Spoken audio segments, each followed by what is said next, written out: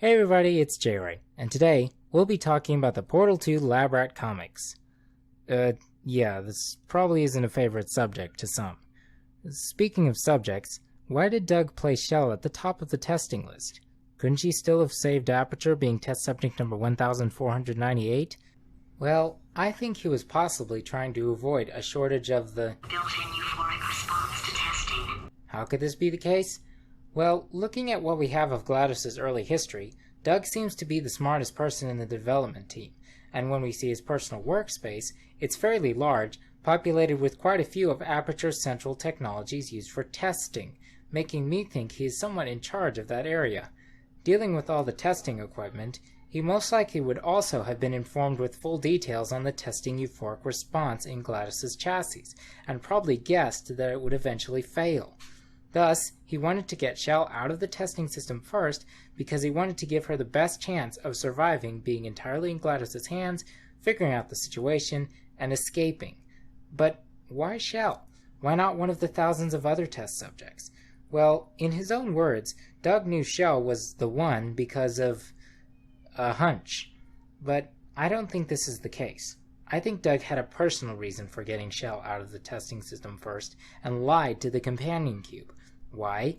Well, first off, look at how long it took him to say it. Scanning downwards at normal speech rate, this is what it sounds like. There's something I wanted to ask. How did you know about the girl? Know what? That she was the one. Something in her file. She had the highest IQ? No, some were higher. Then she was the fastest, the most athletic? No, nothing like that. Then what?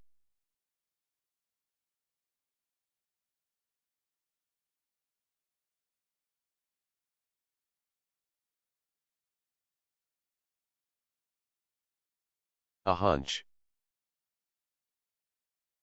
That's a pretty long pause if you ask me. Long enough for Doug to decide that he didn't quite trust the companion cube enough to tell it the truth. But that's kind of weak on its own. I mean, I've paused plenty of times in normal conversation. But that's not all that makes me think this was a fib. When we see Doug looking through the folders, he picks Shells out decisively and says, "Yes, this is the one." That doesn't sound like a hunch to me. More like he had an idea of what he was looking for and found an exact match. Besides, before he told the companion cube it was a hunch, he said it was something in her file, and not in my gut. Additionally, when the companion cube finds out Chell is in the central chamber with GLaDOS and says she doesn't have a chance, Doug says she has more of a chance than you think, and right before that, aside from when he jokes about the ultimate systems crash, is the closest he comes in the comic to smiling.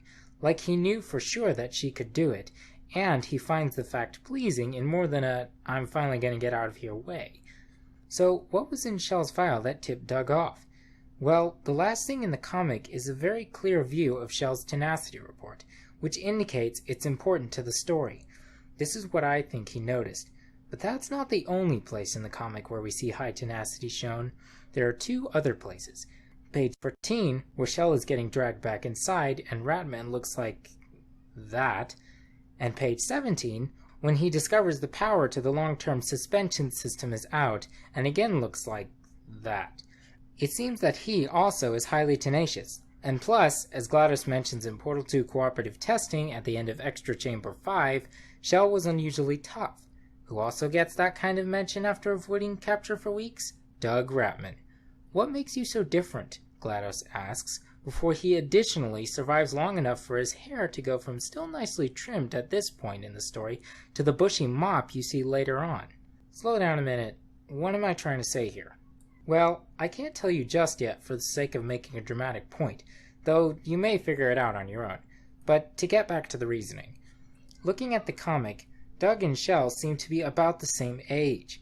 Also, Doug's last name is hidden, like Chell's. Hold it! Haven't I been calling him Doug Ratman? Well, yes, because this is the consensus idea of what his last name is. But I differ. This could be just poking fun at the whole lab rat thing. And since he worked with testing equipment, maybe he was considered the Rat Man as test equipment manager, shortened to Ratman later. Plus, in the comic, when we see his prescription of zioprazidone, a truly reliable source of his last name, the illustrator deliberately had his thumb covering it. And now that I've made all the comparison, here's the climax. On page 21, in connection to testing clones, GLaDOS says, also, clones don't have souls, just so you know. And then, in a separate speech bubble, she adds, like twins. Yes, the cat's out of the box, bag, rather. I think Chell is Doug's twin. Why does GLaDOS' statement support this? Because for one, it's obviously untrue. Of course twins have souls. For another, it has no connection to the conversation, except maybe through her usual behavior of making disconnected, insultive, and untrue remarks about her general idea that anyone working against her in self-defense or otherwise is a horrible person. Let me translate. You and Chell are twins, and that means you don't have a soul, and that is why you were so mean to me. And that, my friends, the idea that Chell and Doug are twins, that is the theory I'm presenting to you today. I'm just hoping that since this doesn't seem to have been proposed anywhere else, except for my brother right before I did, that I haven't missed some blatant detail that would put this theory in the noob category.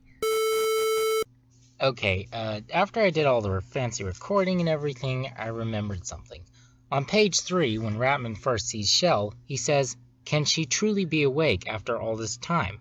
indicating she was possibly nowhere near the first test subject. How did this happen? Well, it's possible that GLaDOS figured out what Ratman must have done, i.e. messed with the test subject order file, and thus scrambled them. But because killing you is hard, Chell was still fine. So, I think the theory still holds together. Well, that's all we have time for now. And remember, Portal is opera, and the cake is a fruitcake, and thus is a lie. Goodbye!